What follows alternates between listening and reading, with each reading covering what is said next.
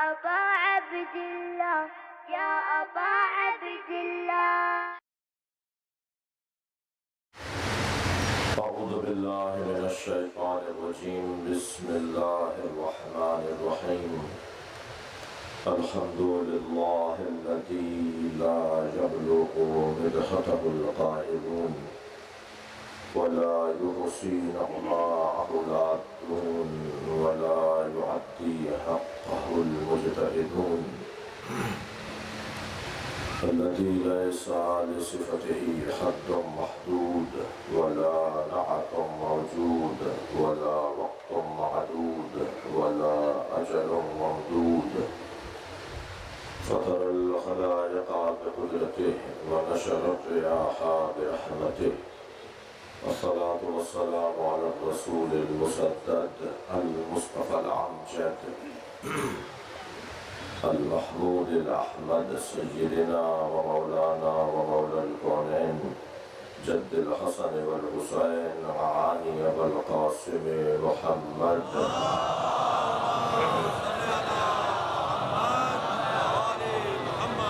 وآله الطيبين الطاهرين المعصومين الذين قال الله إنما يريد الله ليذهب عنكم الرجس أهل البيت ويطهركم تطهيرا.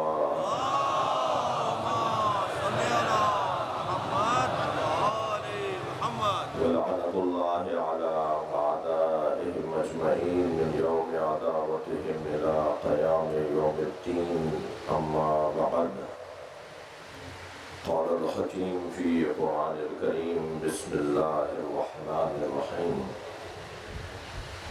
أم يحسدون الناس على ما آتاهم الله من فضله فقد آتينا على إبراهيم الكتاب والحكمة وآتيناهم ملكا عظيما.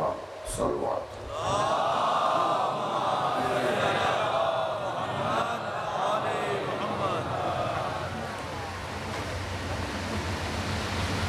سورہ مبارکہ نساء کی 56ویں آیت ہے۔ اللہ اپنے اس کلام میں معاشرے کے، سماج کے ایک اہم ترین مسئلے پر رہنمائی عطا کر رہا ہے۔ خالق کا کلام قرآن اور مخلوق کا کلام نہج البلاغہ، یہ دو ایسے کلام ہیں جو وقت کے محتاج نہیں ہیں۔ وقت ان کا پابند ہے، یہ وقت کے پابند نہیں ہیں۔ یہ ایک قرآن اور دوسرا تفسیر قرآن، یہ ہماری رہنمائی کے لیے قیامت تک بولتے رہیں گے۔ میں اور آپ سورج کو دیکھ کر چلتے ہیں، سورج علی کو دیکھ کر چلتا ہے۔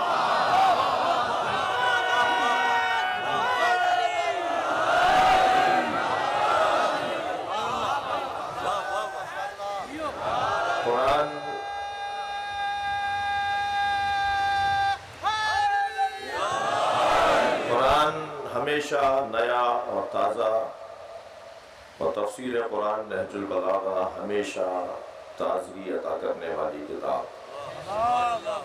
مجھے اور آپ کو یہ عزت حاصل ہے کہ ہم اہل قرآن ہیں۔ ہماری رہنمائی کا منبع اول قرآن ہے۔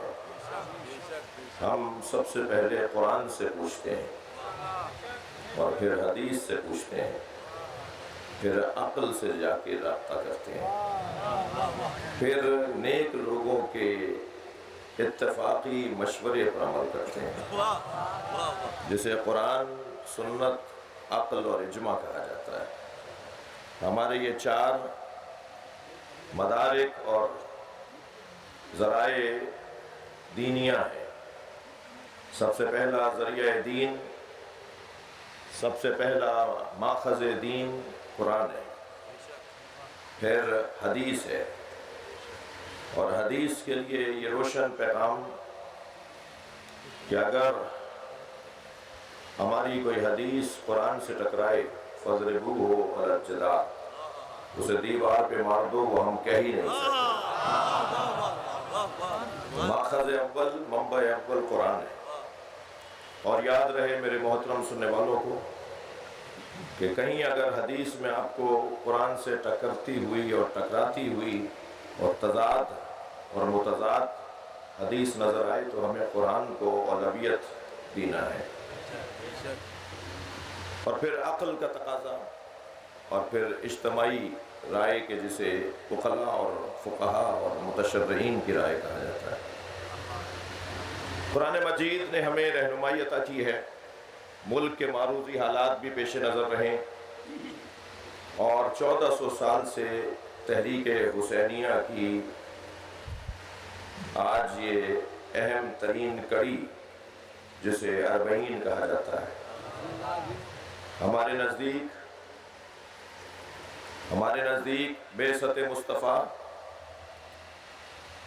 اعلان ولایت علی غدیر، روز عاشور اور یوم اربعین، یہ تحریک حسینیہ کی اہم ترین کڑیاں ہیں۔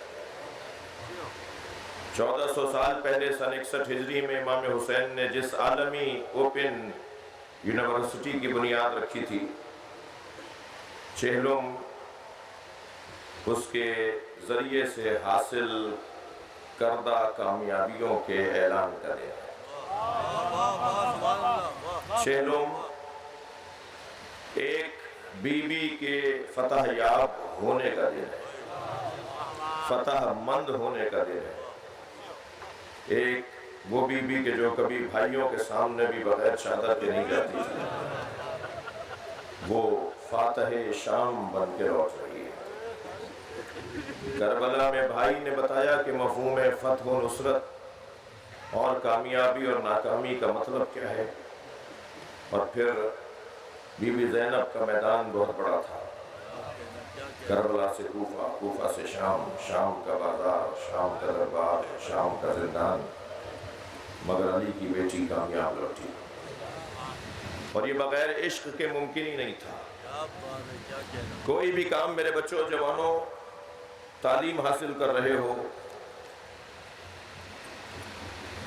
عزاداری میں اور دینداری میں، مثلا نوحہ خوانی کر رہے ہو، سوز خوانی کر رہے ہو، کسی ٹرسٹ کو اور انجمن کو چلا رہے ہو، خطابت اور ذاکری ہو، کوئی کام بھی بغیر عشق کے نہیں ہوتا۔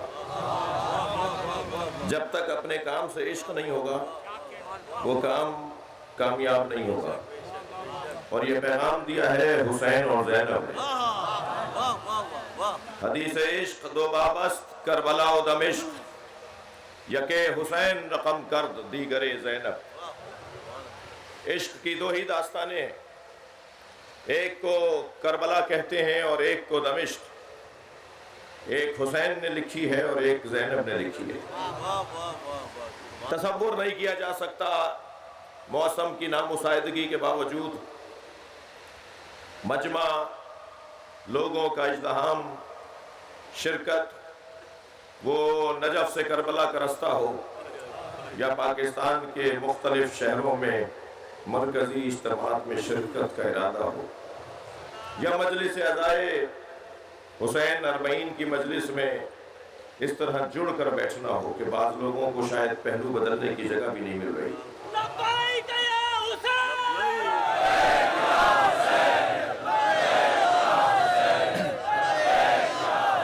صلوات ہدیہ کریں گے۔ یہ ممکن ہی نہیں ہے جب تک کہ عشق نہ ہو، جب تک کہ پیار نہ ہو، اور عشق بھی ہے ان لوگوں سے جنہوں نے اللہ سے عشق کیا ہے۔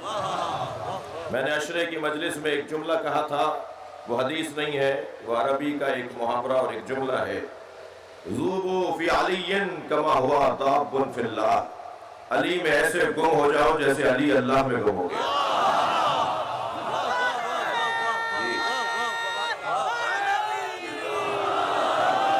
ممکن ہی نہیں ہے، ممکن ہی نہیں ہے۔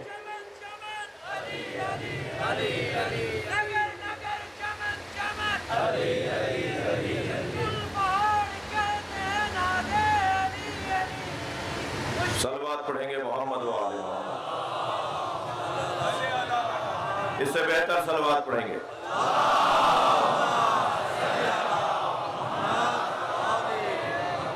عزیزو، قرآن نے اس آیہ کریمہ نے جو میں نے آپ کے سامنے تلاوت کی ہے، اس نے سماجی اور معاشرتی ایک مسئلے کی طرف ہماری رہنمائی کی ہے، اور وہ مسئلہ ہے دشمنی کا مسئلہ۔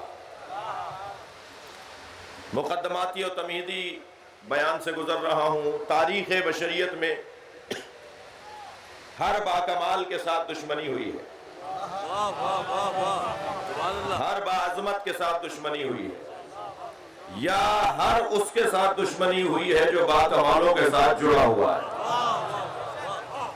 سب سے زیادہ تاریخ بشریت میں اگر کسی کے ساتھ دشمنی ہوئی، پہلے تو میرے بچے اور جوان یہ اپنے ذہن میں بٹھا لیں کہ سب جس سے پیار کرتے ہوں وہ کامیاب نہیں ہے، جس سے سب محبت کرتے ہوں وہ کامیاب نہیں ہے، جس سے کسی کو کوئی اختلاف ہی نہ ہو وہ کامیاب نہیں ہے، جس کے کوئی خلاف ہی نہ ہو وہ کامیاب نہیں ہے۔ ان کا تو کوئی مخالف ہی نہیں ہے، بڑے کامیاب آدمی ہیں، سب ان کا ساتھ دیتے ہیں، بڑے کامیاب آدمی ہیں۔ یہ سب سے ناکام آدمی ہے جس کی کوئی مخالفت نہیں کرتا۔ معاشرے میں تین طرح کے لوگ رہتے ہیں، معاشرے میں تین طرح کے لوگ رہتے ہیں، وہ جس سے سب محبت کرتے ہوں، وہ جس سے سب نفرت کرتے ہوں، وہ جس سے کچھ محبت کرتے ہوں اور کچھ نفرت کرتے ہوں، وہ کہ جس سے سب نفرت کرتے ہوں، وہ کہ جس سے سب نفرت کرتے ہوں وہ کافر ہے، وہ کہ جس سے سب محبت کرتے ہوں وہ منافق ہے، وہ کہ جس سے کچھ پیار کرتے ہوں اور کچھ نفرت کرتے ہوں وہ مومن ہے۔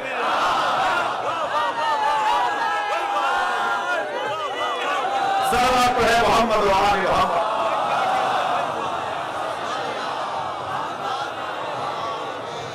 یہ کوئی قاعدہ نہیں ہوا کہ سب محبت کرتے ہیں، کوئی ان سے اختلاف نہیں کرتا، جس سے کوئی اختلاف نہیں کرتا وہ منافق ہے۔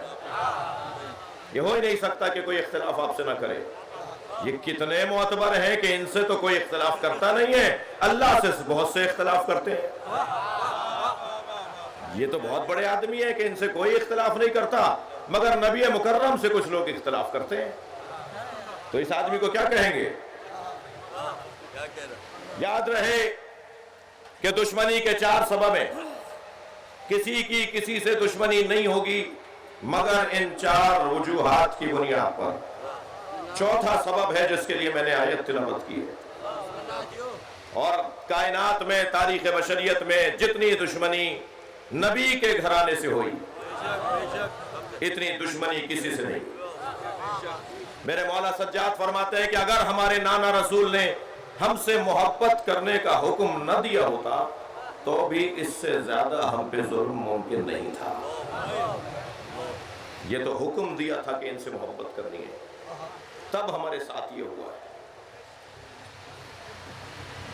نام لینا برداشت نہیں، گوارا نہیں ہے کوئی اپنے بچے کا نام علی رکھے۔ 80 سال تک یہ ماحول بنائے رکھا۔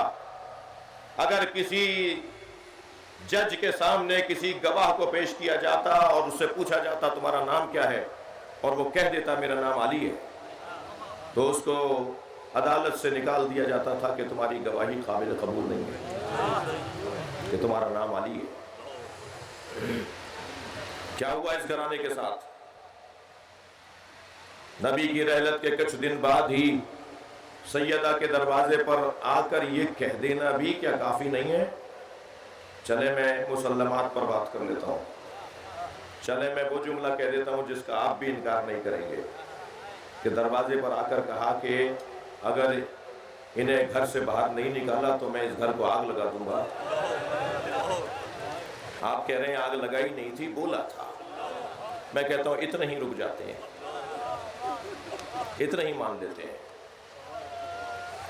کہ اتنا ہی کہا تھا کہ علی کو باہر نکالو ورنہ میں گھر کو آگ لگا دوں گا، اور سیدہ کو اس کی توقع نہیں تھی، لہذا سیدہ نے کہا اس میں حسنین بھی تو رہتے ہیں، تم علی کی خاطر گھر کو آگ لگا دو گے تو حسنین کو بھی جلا دو گے۔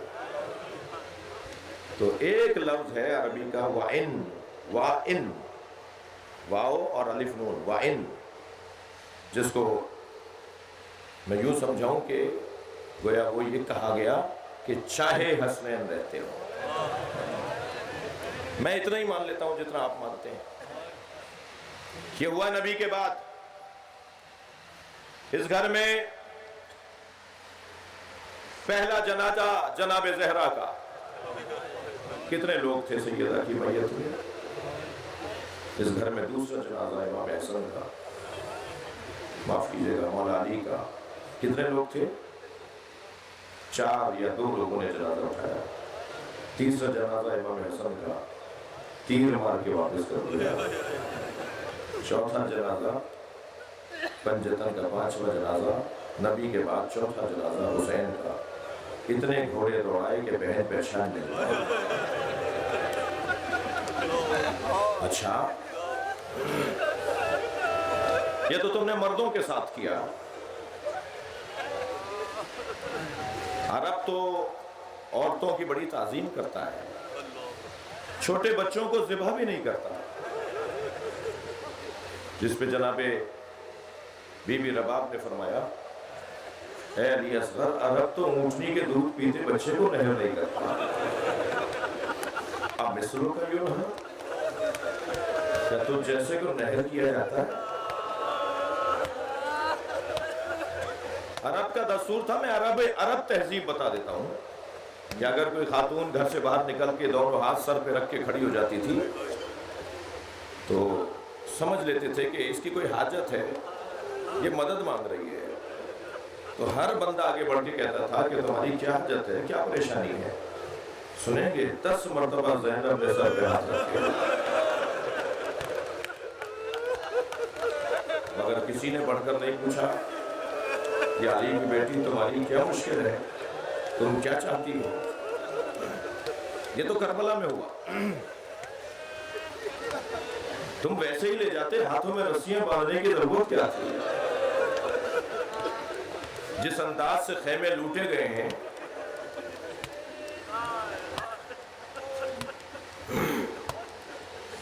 میرے اس بھائی کے ہاتھ میں مثال کے طور پہ قلم ہو، میں مانگوں تو یہ مجھے دے دے گا. میں اگر مانگے بغیر اس کے ہاتھ سے چھین لوں تو 10 منٹ تک تو اس کا مزاج بگڑا رہے گا کہ میرے ساتھ زیادتی ہو گئی، توہین ہو گئی. ایسے ہی مختار کے دربار میں ایک یزیدی سپاہی کہتا ہے کہ زین العابدین کے نیچے سے بستر میں نے کھینچا.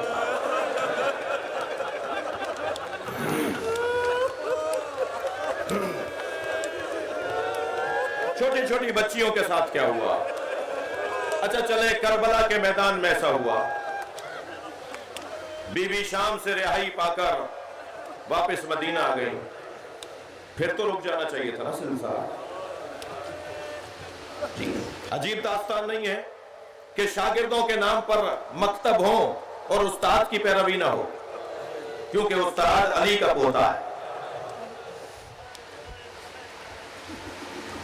کہاں کہاں اتنا بڑا نام، خواجہ حسن نظامی، خواجہ حسن بصری، زہاد ثمانیہ میں سے ایک زاہد، 8 بڑے زاہدوں میں سے ایک زاہد جناب خواجہ حسن بصری. وہ جو بات کرتے تھے، جو حدیث سناتے تھے، کہتے تھے قال رسول اللہ. کسی نے ان سے پوچھا کہ آپ تو حضرت عمر کے دور میں دنیا میں تشریف لائے، آپ تو نبی کے زمانے میں تھے ہی نہیں، پھر آپ یہ کیسے کہہ سکتے ہیں کہ رسول اللہ نے فرمایا؟ فرمایا جو کچھ میں نے علی سے سنا ہے کہ نبی نے فرمایا، میں کہہ دیتا ہوں یہ نبی نے فرمایا. تو کہا پھر آپ علی کا نام کیوں نہیں رہتے؟ کہا میرے عیال زیادہ ہیں، میرا خانوادہ بہت بڑا ہے، مجھے زندہ رہنا ہے. یہ کیا ہو رہا تھا علی اور اولاد علی کے ساتھ؟ بھائی میں ماضی کی لکیریں پیٹ پیٹ کر معاف کیجیے گا. ممکن ہے کسی کے ذہن میں یہ آئے کہ مولانا تاریخ پڑھی آپ نے، مولانا شدت پسندی کی طرف ماحول کو لے کے جا رہے تھے. میں آج کی بات کر لیتا ہوں. امارات میں کیا ہو رہا ہے علی کے چاہنے والوں کے ساتھ؟ سعودی عرب میں کیا ہو رہا ہے علی کے چاہنے والوں کے ساتھ؟ کیا جرم ہے ان کا؟ یہی نہ کہ اس کا نام علی رضا ہے، اس کا نام عمران حیدر ہے، اس کے موبائل سے تم نے ایک ریکارڈ نکال لیا ہے، وہ مجلس کی دعوت دے رہا تھا، وہ فلاں جگہ دعائے کمیل میں بلانے کا کہہ رہا تھا کہ آج ہمارے گھر میں دعائے کمیل آ جانا. مثلا یہی قصور ہے نا اس کا، جو امارات سے نکالا جا رہا ہے اور نکالا بھی نہیں جا رہا. گم کیا جا رہا ہے، اور ہماری مقروض حکومت، ہماری کشکول بردار حکومت اتنی بھی آنکھوں میں آنکھیں ڈال کے بات نہیں کر سکتی کہ ہمارے شہری کو واپس کرو۔ کتنے لوگ وہاں ناپید کر دیے گئے، گم کر دیے گئے، اب بھی گم ہیں۔ سعودی عرب سے کیا ہو رہا ہے ہمارے ساتھ؟ ان عرب ممالک میں ہمارے ساتھ کیا ہو رہا ہے؟ دور کیوں جا رہے ہیں؟ سمندر پار کیوں جا رہے ہیں؟ پاکستان میں کیا ہو رہا ہے؟ کیا پاکستان میں آرمی چیف شیعہ لگ سکتا ہے؟ کیا پاکستان میں صدر مملکت شیعہ ہو سکتا ہے؟ کیا پاکستان میں وزیر اعظم شیعہ بن سکتا ہے؟ عجیب داستان ہے۔ جب جناب محترم عالی جناب ڈاکٹر عارف علوی کو صدر بنایا جا رہا تھا تو اس پہ تحقیق ہو رہی تھی کہ علوی کیوں لکھا جاتا ہے، کہیں یہ شیعہ تو نہیں ہے؟ اس وقت ہم نے ایک جملہ کہا تھا کہ یہ کیا داستان ہے؟ پاکستان کا بنانے والا شیعہ ہو سکتا ہے، پاکستان کا چلانے والا شیعہ نہیں ہو سکتا۔ نعرہ تکبیر، نعرہ تکبیر، نعرہ رسالت، نعرہ رسالت، نعرہ حیدری، نعرہ حیدری، حسینیت، پاکستان، پاکستان، یزیدیت، یزیدیت، خوشنودی امام زمانہ باواز بلند صلوات۔ کیا میں خواہش کر سکتا ہوں کہ دائیں بائیں جو میرے دوست بیٹھے ہیں وہ اگر فرش بھی نہیں بچھا ہوا تو مٹی پہ بیٹھ جائیں؟ بیٹھ سکتے ہیں آپ حضرات؟ مٹی پر بیٹھ سکتے ہیں آج چہلم کے دن؟ دائیں بائیں جو میرے دوست کھڑے ہیں بیٹھ سکتے ہیں آپ؟ ایک صلوات پڑھیں۔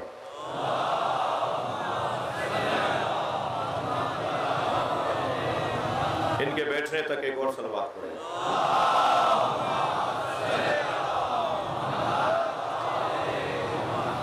ایک اور بہتر صلوات پڑھیں۔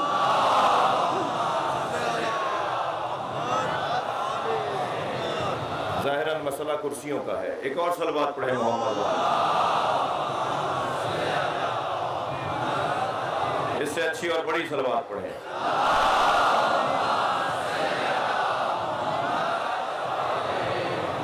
مجھے معاف کریں گے، میں نے آپ کو زحمت دی، اس سے بہتر صلوات پڑھیں۔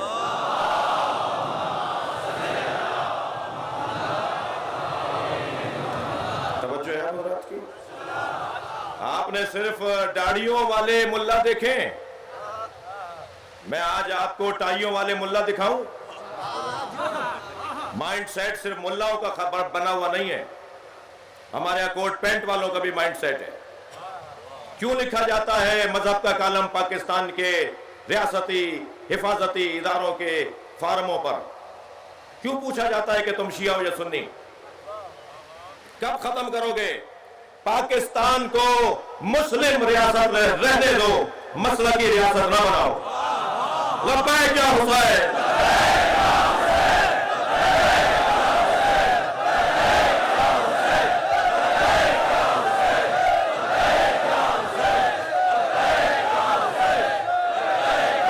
صلوات پڑھیں گے محمد وآلہ۔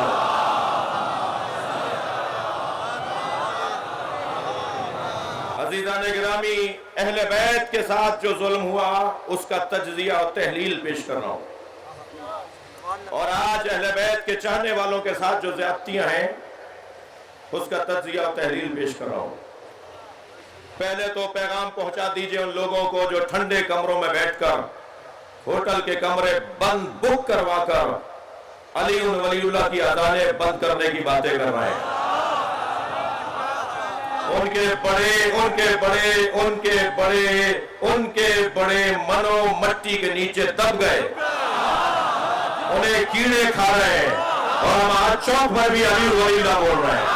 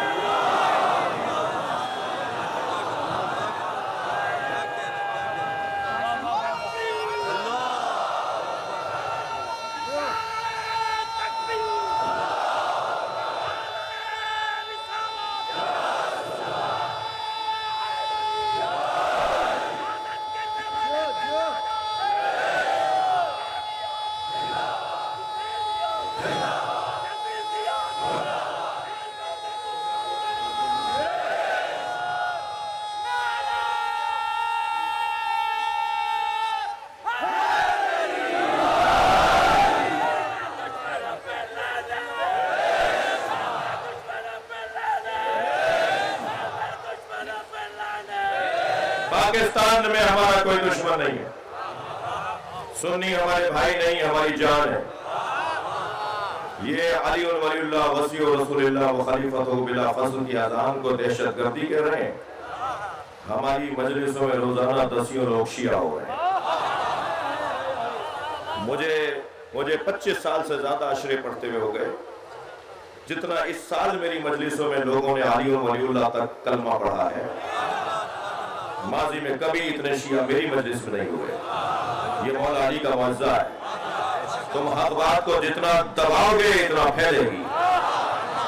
بے وقوف ہے، توجہ، وقت تنگ ہے میرے پاس، بے وقوف ہے ہمارا دشمن، اور اس پر بھی مجھے افسوس ہے کہ دشمن کو ہوشیار ہونا چاہیے۔ اتنا بے وقوف ہے کہ وہ ہمیں مار کر مضطرب ہے، ہم مر کے مطمئن ہیں۔ اتنا بے وقوف ہے کہ وہ ہماری ان مسائل کو گفتگو کا عنوان بناتا ہے کہ جو ہمیں ہماری جان سے زیادہ عزیز ہے۔ یہ شیعہ کل شیعہ نہیں ہوئے، تم نہیں تھے مگر علی کے شیعہ تھے۔ تمہارے نام تو بعد میں بنائے گئے ہیں، شیعہ نام نبی نے رکھا تھا۔ 80 سے زیادہ صحیح حدیثیں میرے پاس موجود ہیں، 80 سے زیادہ صحیح حدیثیں کتب اہل سنت سے میرے پاس موجود ہیں کہ نبی نے فرمایا یا علی انت و شیعتک ہم الفائزون، یا علی تم اور تمہارے شیعہ ہی کامیاب رہیں گے۔ یا علی جب محشر میں میرا ممبر لگایا جائے گا تو شیعتوں کا حولی، تمہارے شیعہ میرے ممبر کے گرد کھڑے ہوں گے۔ یا علی جب میں جنت میں جا رہا ہوں گا تو تمہارے شیعوں کو اپنے ساتھ جنت میں لے کے جاؤں گا۔ اصحاب نے آ کر کہا یا رسول اللہ بہت بڑی تعداد میں نئے مسلمان آ رہے ہیں، کیسے طے کریں کہ کون مسلمان ہے اور کون منافق؟ فرمایا پریشان نہ ہوا کرو، اس کے سامنے علی کا ذکر کیا، اس کا چہرہ کھل کر بتائے گا کہ یہ مومن ہے یا منافق ہے۔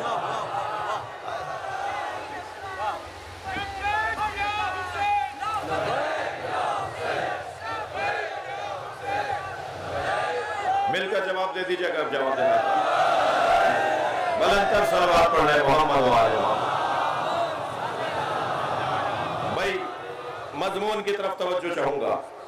4 سبب ہوتے ہیں جو کچھ اہل بیت کے ساتھ ہوا اور جو آج اہل بیت کے چاہنے والوں کے ساتھ ان کی وجہ سے ہو رہا ہے، اس کے 4 سبب ہیں، دشمنی کے 4 سبب۔ پہلا سبب جہالت۔ میں ان بچوں اور جوانوں سے کہوں گا کہ اپنے مخالفوں کی جہالت برطرف کرو۔ یہ سوشل میڈیا، یہ فیس بک، یہ واٹس ایپ، یہ جتنے بھی رسانے ہیں انہیں مثبت استعمال کیا جائے۔ چھری ہے، سیب کاٹیں یا خدا نخواستہ کسی کا گلا، ہمیں اس کی مخالفت نہیں کرنی۔ مخالفت کرنا بے وقوفی ہے، بات ہی نہیں کرنی چاہیے اس موضوع پر۔ اس کا مثبت جو استفادہ ہے اس کی طرف توجہ کی ضرورت ہے۔ انتہائی معقول، مدلل، مہذب زبان کے ساتھ، انتہائی سمجھداری کے ساتھ جملے بنائیں اور اپنے ان دوستوں تک پہنچائیں کہ جن کی کسی جہالت کی وجہ سے دشمنی ہے۔ جہالت کو برطرف کریں۔ میں نہیں کہہ رہا، یہ مولا علی کا دیا ہوا فارمولہ ہے، الناس اعداء ما جہلوا۔ مولا علی فرماتے ہیں انسان الناس اعداء، انسان دشمن ہے، ما جہلوا، ہر اس چیز کے جس سے وہ جاہل ہے۔ اگر آپ سے دشمنی ہے تو اس کا ایک سبب جہالت ہے، 4 سبب ہیں علیحدہ۔ ایک سبب جہالت، جہالت دور کیجئے ان کی۔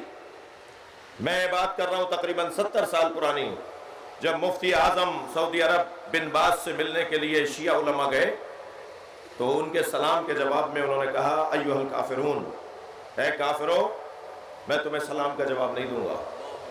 2 گھنٹے ملاقات میں ہمارے یہ نجف کے علماء ان کے سامنے اپنی کتابیں رکھ کر آ گئے۔ 6 مہینے کے بعد دوبارہ وقت مانگا اور ملنے جب گئے تو انہوں نے سلام کے جواب میں کہا السلام علیکم ایھا المسلمون، اے مسلمانوں تم پر میرا سلام ہو۔ یہ 6 مہینے پہلے کافر اور 6 مہینے بعد مسلمان کیسے ہوئے؟ جہالت کی برطرفی پر۔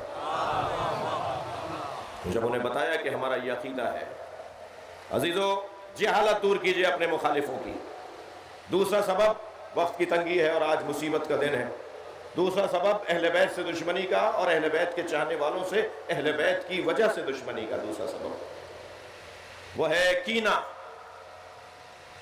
کینہ پروری. کینہ دل میں کوئی بھی کسی کا دشمن ہوگا تو اس کا ایک سبب یہ بھی ہو سکتا ہے دل میں بٹھائے ہوئے.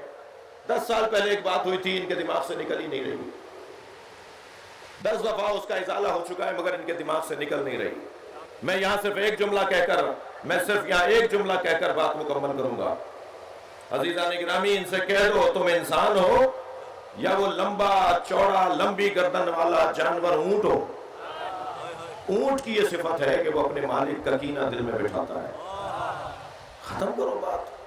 ایک بات ہوئی تھی ختم ہو گئی، اسے ہی لیے بیٹھے ہو. کیوں بار بار اس بات کی تکرار کرتے ہو جس بات کا ازالہ ہو چکا ہے؟ توجہ میری طرف رہے. تیسرا سبب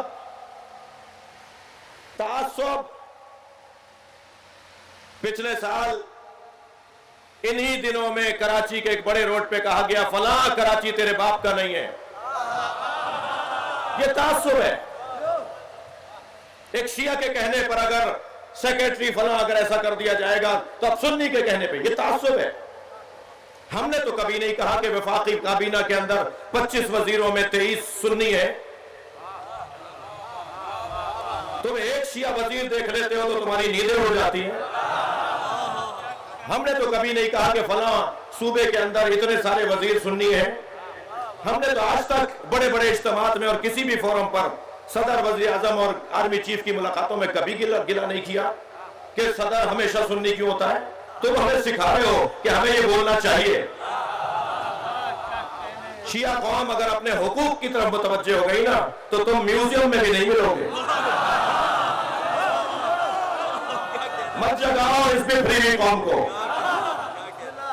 یہ بہت ساری چیزوں کی وجہ سے سوئی ہوئی ہے. صلوات پڑھیں گے محمد و آل محمد.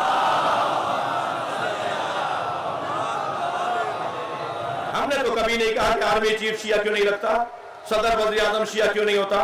نہیں، ہم وہ لوگ ہیں جو میرٹ کی بات کرتے ہیں، قابلیت کی بات کرتے ہیں. یہ مملکت اگر لا الہ الا اللہ کی بنیاد پر نہ لی گئی ہوتی تو شاید مسلمان اور غیر مسلم کی بات بھی ہم نہ کرتے. مگر کیونکہ اس کے دستور، آئین، طور طریقوں کے اندر مسلمانوں کے حقوق لکھے ہوئے ہیں، اس لیے ہم یہ پوچھتے بھی نہیں ہیں کہ اس کا مسئلہ کیا ہے.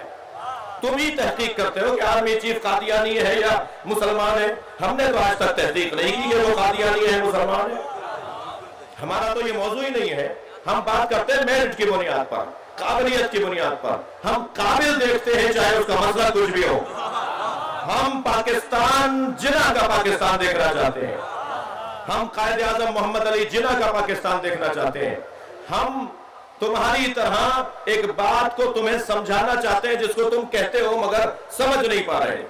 وہ یہ بات کہ ہر جگہ ایک ہی آواز کہ میرٹ پہ تقرریاں ہونی چاہیے، میرٹ پہ داخلے ہونے چاہیے، میرٹ پہ تبادلے ہونے چاہیے، میرٹ پہ پارٹی ٹکٹس ملنے چاہیے. ہم بھی تو 1400 سال سے مجلس اسی لیے کر رہے ہیں کہ نبی کے بعد میرٹ پہ ماننا چاہیے.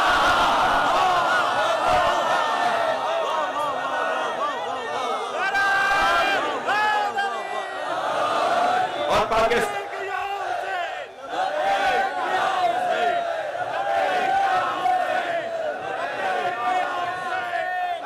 بلند کر صلوات ہدیہ کر دیں گے نبی کی ذات پر.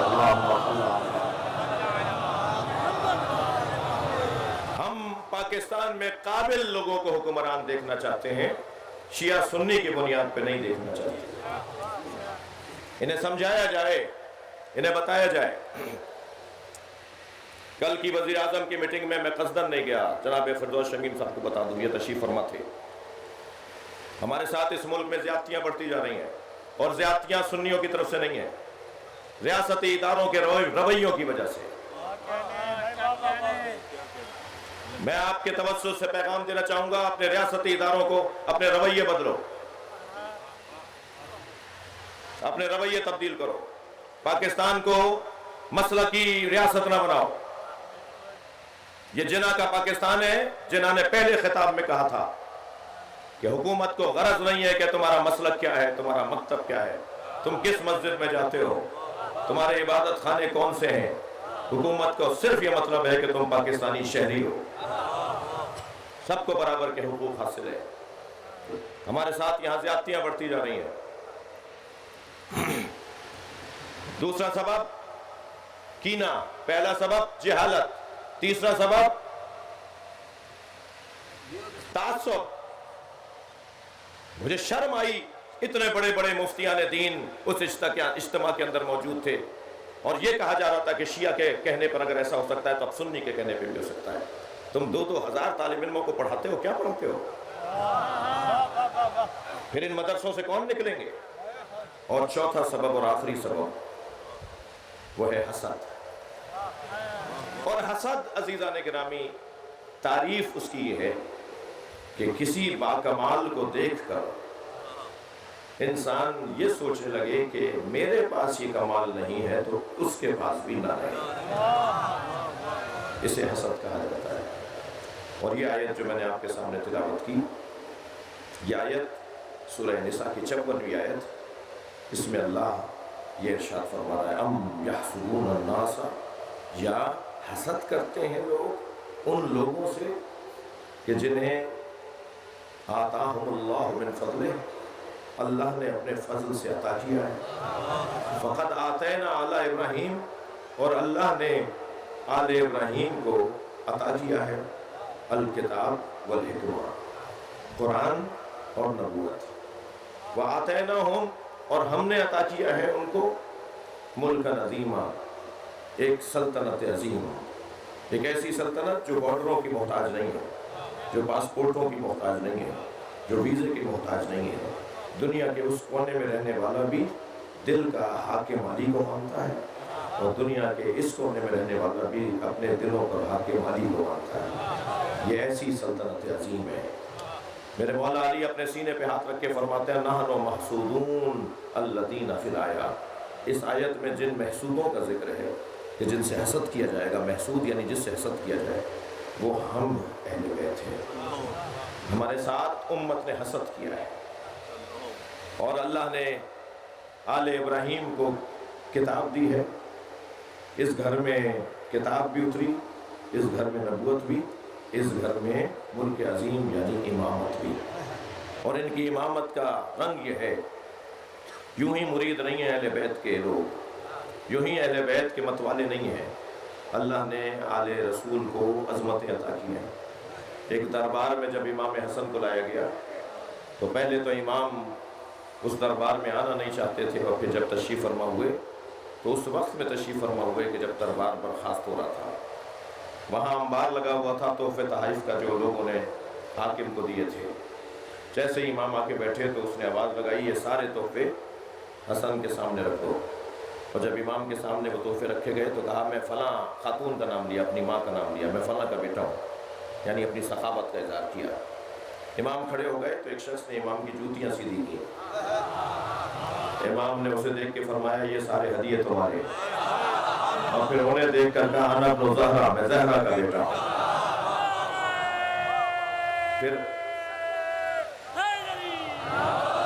پھر اصرار بڑھا کہ آپ خطاب کریں. ملک عظیم کی ایک مثال دے رہا ہوں، میرے اوپر ذمہ داری بنتی ہے کہ میں عظمت اور فضائل کی بات ضرور کروں گا.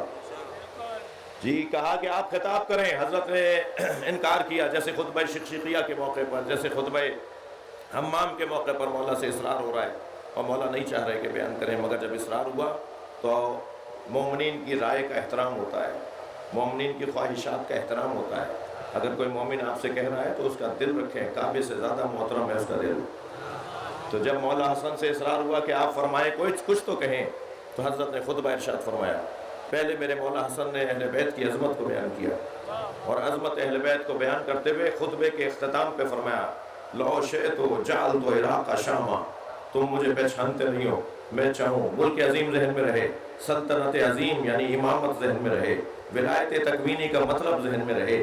میرے مولا نے فرمایا لو شئت لجعلت عراق شاما، اگر میں چاہوں تو عراق کو شام بنا دوں، اور شام عراقا، اور شام کو عراق بنا دوں. امام گویا فرما رہے ہیں میں جغرافیہ بدل سکتا ہوں، میں زمین کا نقشہ بدل سکتا ہوں، میں شام کی جگہ عراق کو رکھ دوں اور عراق کی جگہ شام کو رکھ دوں. میں چاہوں تو عراق کو شام بنا دوں اور شام کو عراق. وجعلت امرأة رجلا ورجلا امرأة، میں چاہوں تو مرد کو عورت بنا دوں، عورت کو مرد بنا دوں. یہ جیسے ہی بات مولا نے کی نا تو وہاں ایک شخص کھڑا ہو گیا، کہنے لگا فمو کا کثیر و کلاموں کا کبیر. فمو کا قلیل و کلاموں کا کبیر. تمہارا دہن چھوٹا ہے مگر بات بہت بڑی ہے. فنظر الیہ، امام نے غور سے اسے دیکھا. آوازی اما تستحینا تجلسینا فی رجال، شرم نہیں آتی مردوں میں بیٹھی ہے. اور ایک مرتبہ حیت بدلنا شروع ہو گئی. ملک عظیم ذہن میں رہے. صلوات پڑھے محمد و آل محمد.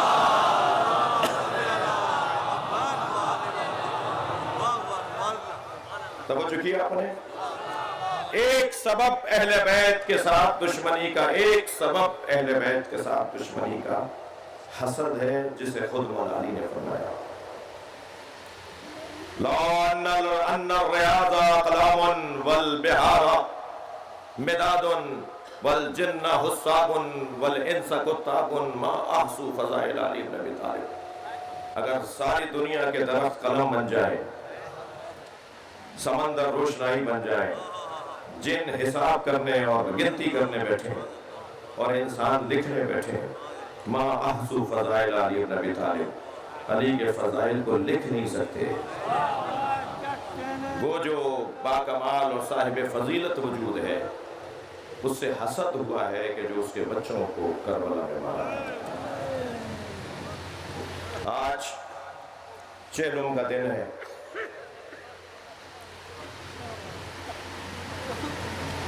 گویا زینب کبریٰ کی شام سے فاتح اور ہونے اور فاتح ہو کر لوٹنے لگے ہیں، جسے رسیوں میں باندھ کر لے گئے تھے، وہ قیامت تک یزیدیت کو رسیوں میں باندھ کر آئی ہے.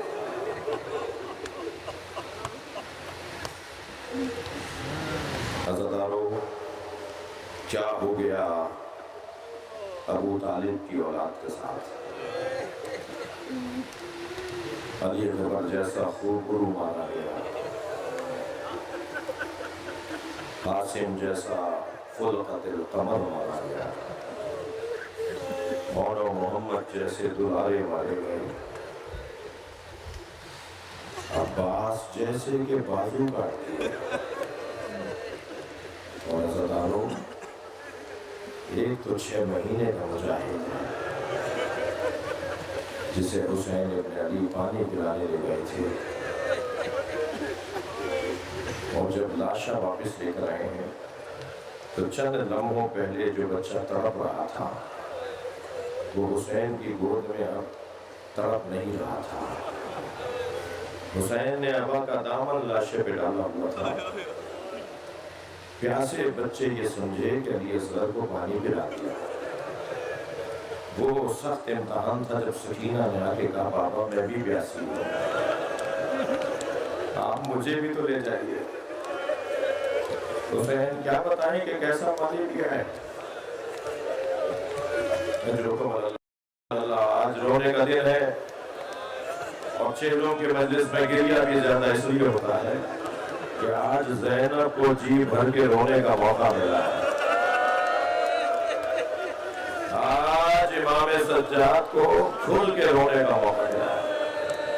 ورنہ ہوتا یہ تھا کہ جب کبھی رونے کی آواز بلند ہوتی تھی تو تعزیانہ بلند ہو جاتا تھا. عزادارو، آپ نے سنا ہے کہ جناب سکینہ اونٹ سے گری. میں نے پڑھا ہے بیوی کو اونٹ سے گرایا گیا ہے. جب کبھی بابا کا سر دیکھتی تھی نا تو آواز دیتی تھی بابا مجھے تماشے مارتے ہیں. پورا قافلہ گریا کرتا تھا. اللہ اپنی آوازوں کو آزاد کریں گے. آپ کی آوازیں بلند ہیں. امام صادق آپ کو دعا دے رہے ہیں. تو کہنے لگے اس کا اونٹ آخر میں لے آؤ، میں اسے گرا دوں گا، تم قافلہ آگے بڑھا دینا. ایک ظالم نے جناب سکینہ کا دامن پکڑ کر اونٹ سے گرا دیا. قافلہ آگے بڑھتا رہا. سکینہ پیچھے پیچھے دوڑتی رہی. بھیا میں گر گئی. پھوپھی اماں میں گر گئی.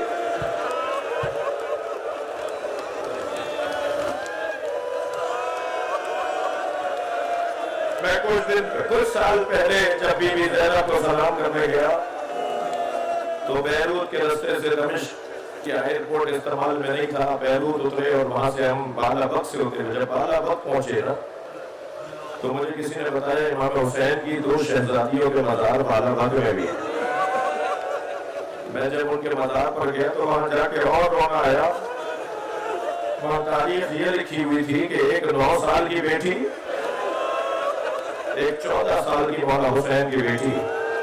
وہ جو 9 سال والی بچی کا مزار ہے نا بالا بک میں لبنان کی طرف شام کے بارڈر کے ساتھ جو شہر ملا ہوا ہے، وہ جو 9 سال والی بچی ہے نا امام حسین کی، وہ اونٹ سے گری تھی. دوسرے اونٹ نے اس کے اوپر پیر رکھ دیا.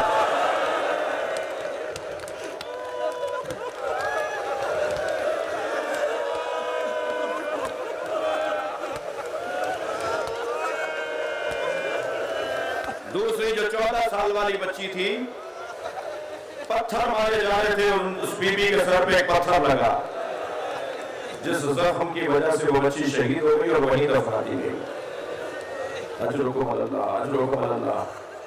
آج شہیدوں کا دن ہے. زینب بتا رہی ہے کون جیتا اور کون ہارا. میرے مولا سجاد کو بلا کر کہا یزید نے کہ اے علی بن حسین، ہم آپ کو آزاد کر رہے ہیں. امام نے فرمایا میں اپنی پوری زینب سے پوچھوں گا. جناب زینب سے جا کے کہا کہ اماں یہ ہمیں رہا کر رہے ہیں، اور رہائی کے 2 سبب لکھے ہیں. ایک تو زندان شام میں 4 سالہ بچی کی شہادت. جناب سکینہ نے خود کو قربان کر کے پورے گھرانے کو آزادی دلوائی ہے. تو بھی اماں یہ کب تک ایسا رہے گا؟ میں دنیا سے چلی گیا، آپ مدینے واپس چلے جائیں. سکینہ زندان شام میں شہید ہو گئی اور پورا قافلہ آزادی پا کر مدینہ آ گیا. دوسرا سبب لکھا ہے کہ امام سجاد زندان کے دروازے پر بیٹھے تھے. ہاتھوں میں ہتھکڑیاں ہیں، پیروں میں بیڑیاں ہیں. ایک شکاری ہرنی کا شکار کر کے جا رہا تھا. جب ہرن امام کے سامنے سے گزری نا تو اس نے منہ موڑ موڑ کر گردنیں موڑ موڑ کر آوازیں لگانا شروع کی. امام نے شکاری سے کہا بھائی رکو میری بات سنو. وہ قریب آیا. امام نے فرمایا اس کے 2 بچے ہیں، وہ بھوکے ہیں. یہ مجھ سے فریادیں کر رہی ہے کہ میری ضمانت لے لیجیے، میں دودھ پلا کے واپس آ جاؤں. میں رونے والوں سے ایک سوال کروں، جب امام ضمانت لے رہے ہوں گے تو زندان میں بیٹھی جناب رباب بھی تو سن رہی ہوں گی. اجرکم اللہ، اجرکم اللہ. آپ کی آوازیں بند ہیں. اجرکم اللہ. وہ تعجب سے کہنے لگا آپ کے تو ہاتھوں میں زنجیر ہے، آپ کے تو پیروں میں بیڑی ہے، آپ اس جانور کی زبان سمجھ رہے ہیں. امام نے فرمایا مجھ پر اعتماد کرو، میں ضمانت لیتا ہوں، یہ واپس آئے گی. اس نے آزمانے کے لیے رسی چھوڑ دی. ہرنی دوڑ کر جنگل میں گئی. سنیں گے کچھ دیر کے بعد لوٹ کر آئی. پہلے امام کے پیروں کا بوسہ دیا اور پھر گردن جھکا کر شکاری کے سامنے کھڑی ہو گئی. وہ پیروں میں گر گیا. آپ ہیں کون؟ یہ اللہ کے ولی کے علاوہ کوئی نہیں کر سکتا. فرمایا میں حجت خدا علی ابن حسین، حسین ابن علی کا بیٹا، حیدر کرار کا پوتا، ابو طالب کا پڑپوتا، زین العابدین. اس نے جا کر شعور بیدار کیا اور پھر شام کے دیہاتوں سے غریبوں نے پہلے آواز اٹھائی اور پھر ماحول بگڑنے لگا تو مجبور ہو کر آزادی رہائی کی. امام سے آ کر بات کی کہ آپ کو آزاد کرنا چاہتے ہیں. امام نے فرمایا میں پھوپھی سے پوچھوں گا. جناب زینب سے جا کے کہا پھوپھی اماں یزید ہمیں آزاد کرنا چاہتا ہے. فرمایا میری 3 شرطیں ہیں. میری پہلی شرط یہ ہے مجھے گھر چاہیے جہاں میں حسین کا ماتم رکھوں. شام میں حسین کی عزاداری کی بنیاد رکھوں گی. دوسری میری شرط یہ ہے کہ ہمیں رستوں سے آشنائی نہیں ہے، کوئی ہو جو ہمیں مدینہ تک پہنچا کر. تیسری میری شرط یہ ہے کہ ہمارے تبرکات واپس کیے جائیں، ہماری چادریں واپس کی جائیں، جملہ کہوں ہمارے زیورات واپس کیے جائیں، ہمارے شہیدوں کے سر ہمیں واپس دیے.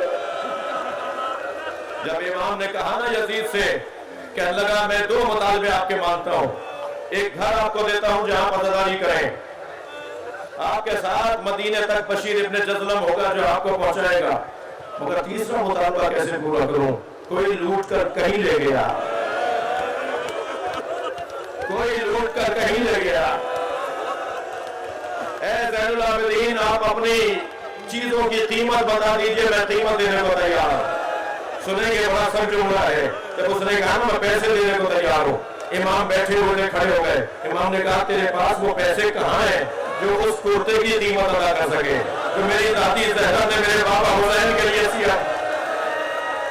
تیرے پاس وہ پیسے کہاں ہیں جو زینب کی چادر کا بدلہ ہو سکے؟ میری بیوی زینب نے شام میں عزاداری کی. بشیر ابن جزلم آمادہ ہے پہنچانے کے لیے. تبرکات واپس آئے, سروں پر سر آئے, تھک کے نہیں روئیں گے.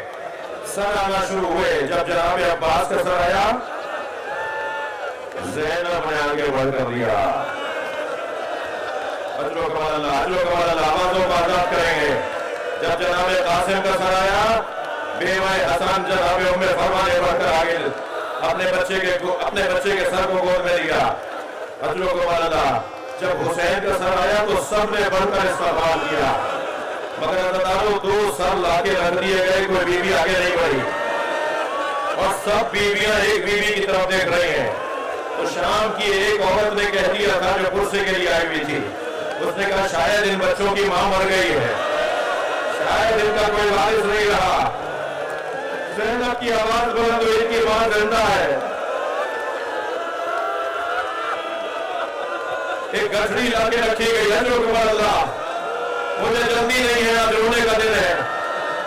خواتین میں جب گریہ بلند ہو تو یاد رہے شاید برابر سے کوئی 4 سالہ بچی بھی رو رہی ہو. مردوں سے کہوں گا یاد رہے امام سجاد آئے ہوئے ہیں. یہ آپ کا بگڑا ہوا چہرہ جناب زہرا کو اچھا لگتا ہے. اللہ, ایک گٹھڑی لا کے رکھی گئی. جناب زینب نے گٹھڑی کھولی تو اس میں چادریں تھیں. ایک چادر کو دیکھ کر آواز دی, بھابھیوں میں فرمایا کہ آپ کی چادر آ گئی. ایک چادر کو دیکھ کر کہا بہنوں میں گلزوم تمہاری چادر بھی آ گئی. ایک اور چادر کو دیکھ کر کہا بھابھی رضا آپ کی چادر آ گئی. عزیزانو مختصر کرو, ایک چھوٹی سی چادر ہاتھوں میں آ گئی. زینب نے چادر اٹھائی, قبر سکینہ پر پھیلا دی. اے سکینہ اٹھو. اللہ, حق ہے ایسا ہی گریہ کرنے کا. جنہیں رونا نہیں لانا وہ اللہ سے حسین پر آنسو مانگے. ایک خطرہ بھی آج اگر میری آپ کی ہاتھ میں آ گیا, یہ میری قبر کے لیے بڑا ذخیرہ ہوگا. محفلیں لگائی گئیں. جناب زینب نے دیکھا کہ ہماریاں کھڑی ہیں مگر ان پہ رنگین کپڑے لگے ہوئے ہیں. فرمایا زین العابدین میں ان ہماریوں میں نہیں بیٹھوں گی. اجعلوها سودا حتی یعلم الناس نحن فی عزاء اولاد زہرا. اے زین العابدین انہیں کالے کپڑوں میں تبدیل کرواؤ. جو پردے لٹکے ہوئے ہیں انہیں رنگین کپڑوں سے بدلواؤ اور کالے کپڑے بدلوا دو. اس لیے کہ جہاں جہاں سے یہ اونٹ جائے, جہاں جہاں سے یہ قافلہ جائے, ہر آبادی والے سمجھ لیں کہ زہرا کے بچوں کے عزادار جا رہے ہیں. محملوں کے رنگ, پردوں کے رنگ تبدیل کروائے گئے. بیویوں کو سوار کیا جانے لگا. ساری بیویاں بیٹھ چکی تھی. امام سجاد نے آ کر کہا پھوپھی اماں سب آمادہ ہیں. جناب زینب نے فرمایا بھابھی رباب نظر نہیں آ رہی. میرے مولا کی آنکھوں میں آنسو آ گئے. فرمایا مجھے پتا ہے میری ماں کہاں ہے, مگر اماں میں اکیلا نہیں لا سکوں گا. ساری بیویاں امام سجاد کے پیچھے. امام سجاد ایک موڑ مڑے, سامنے زندان شام نظر آیا. امام سجاد نے زندان شام میں قدم رکھا. رونے والوں کیا نظر آیا؟ جیسے کوئی ماں اپنے بچے کو گلے سے لگایا ہو, ایسے جناب رباب نے قبر سکینہ کو سینے سے لگایا. اللہ, آوازیں تعداد کیجئے. اس حدیث آج سے شروع کر دینا ہے. آبادی بھابھی رباب کا افرا تیار ہے. روتے ہوئے فرمایا زینب میرا مدینے میں کون ہے؟ میرا والی کربلا میں میری بچی اکیلی ہے. علامہ ذیشان حیدر جوادی پڑھتے ہیں کہ جلتے ہوئے خیمے سے امام سجاد کو لانا کتنا مشکل تھا, مگر اس سے زیادہ مشکل تھا قبر سکینہ سے بی بی نواب کو اٹھانا، بی بی کو لے کر آتے تھے، بی بی پھر چلی جاتی تھی، کیسے لا کر محمل میں بٹھایا، قافلہ چلنے لگا، شام کے دیہات کی عورتوں نے آوازیں بلند کی، یا زینب الوداع، جناب زینب نے محمل کا پردہ ہٹایا، شام کی عورتوں مجھ پر ایک احسان کرو گی، ساری عورتوں نے کہا بی بی حکم کرے گی، اشارہ کر کے کہا میری سکینہ کو اکیلا نہ چھوڑنا، اللہ اللہ آپ کو شام لے جائے جناب سکینہ کی قبر میں زیارت کے لیے، جب آپ جائیں نا شام بی بی کی زیارت کرنے تو جالی سے قبر کو ضرور دیکھیے گا، آج بھی شام کے دیہات کی عورتیں کھلونے لا کے ڈالتی ہیں اور ایک نوحہ پڑھتی ہیں تمہاری پھوپھی سے وعدہ کیا تھا، تمہاری قبر پر آتے رہیں گے، بہت گریہ ہو گیا، کچھ لوگوں کا حال غیر ہوتے دیکھ رہا ہوں، مگر مجھے پتا ہے کوئی مرے گا نہیں، اس لیے کہ جس پہ گزرا وہ شام سے بے ہو کے مدینے آ گئی، حج و کمال اللہ تھکے نہیں، قافلہ شام سے چلا، ایک چاراہے پر پہنچا، جناب زینب نے امام سجاد کو آواز دی، زین العابدین یہ رستے کہاں کہاں جاتے ہیں، امام نے شہروں کے نام بتائے، ان ناموں میں ایک نام یہ بتایا کہ ایک راستہ کربلا جاتا ہے، بس کربلا کا نام سنا زینب کی چیخ بلند ہو گئی، پہلے میں بھائی کی قبر میں جاؤں گی، آج چہلوں کا دن منانے زینب بھائی کی قبر پر آئی، ادھر پہلا زائر قبر حسین جابر ابن عبداللہ الانصاری رضوان اللہ تعالیٰ علیہ نابینا ہو گئے تھے، قبر امام حسین پر بیٹھے تھے، اپنے غلام عطیہ کو ایک فاصلے پہ کھڑا کر دیا، عطیہ کہتا ہے میں دور سے دیکھ رہا تھا، ایسے حسین کی قبر پر بیٹھے بات کر رہے تھے جیسے ہر جملے پر حسین کا جواب آتا ہے، میں اپنے مالک کے الفاظ تو سن رہا تھا مگر مجھے حسین کے جواب سمجھ میں نہیں آ رہے تھے، حسین سے بیٹھے ہوئے جابر بات کر رہے تھے، نابینا ہو چکے تھے، انہیں کچھ نظر نہیں آ رہا تھا، اچانک ہڑبڑا کر بے چین ہو کر کھڑے ہو گئے اور آوازیں لگانے لگے عطیہ مجھے سہارا دو، میں دوڑتا ہوا آیا تو کہنے لگے مجھے دور لے جاؤ، ایسا لگا جیسے قبر حسین سے آواز آئی ہو جابر اٹھ جاؤ میری بہن آ رہی ہے، جابر میری زینب آ رہی ہے،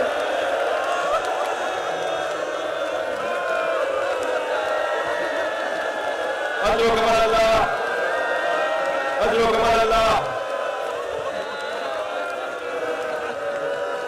تھکے نہیں ہیں دلہنوں، مجھے اندازہ ہے کہ گریہ بہت ہو گیا مگر مجھے نہیں پتا جو حالات چل رہے ہیں کہ میری زندگی میں آئندہ یہ چہروں کی مجلس ہے یا نہیں، میرے لیے شہادت کی دعا کریں،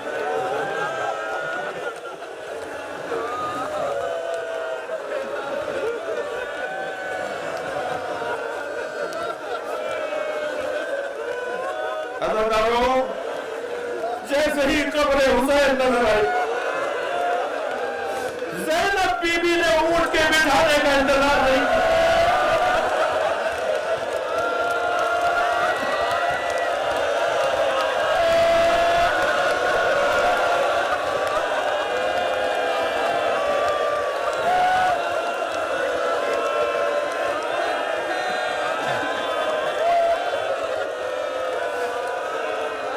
جیسے ہی قبر حسین بی بی کو نظر آئی زینب نے خود کو اونٹ سے گرا دیا اور چلی اس طرف جہاں حسین، قبر حسین پہ جا کے گر گئی جیسے بہن بھائی سے گلے مل گئی اور ایک آواز دی حسین تمہاری بہن شرمندہ ہے، سکینہ کو کھو کے آ گئی، اجر و کمال اللہ، 3 دن تک میری بی بی نے کربلا میں ماتم کیا، قافلہ کربلا سے چلا، قافلہ کربلا سے چلا، مدینہ پہنچا، بس آخری جملے، آخری منزل، مدینے کے باہر امام سجاد نے خیمہ لگایا، بشیر جا کر مدینے میں سنا دو کہ حسین کا لٹا ہوا قافلہ آ گیا، بشیر نے کالا علم ہاتھ میں لیا، اور شہر مدینہ میں داخل ہوا۔ یا اہل یثرب، اب مدینہ رہنے کے قابل نہیں ہے۔ مدینے کا والی حسین کربلا میں پیاسا مارا گیا۔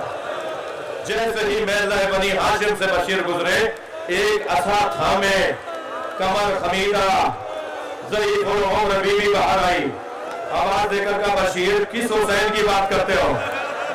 کہا حسین ابن علی۔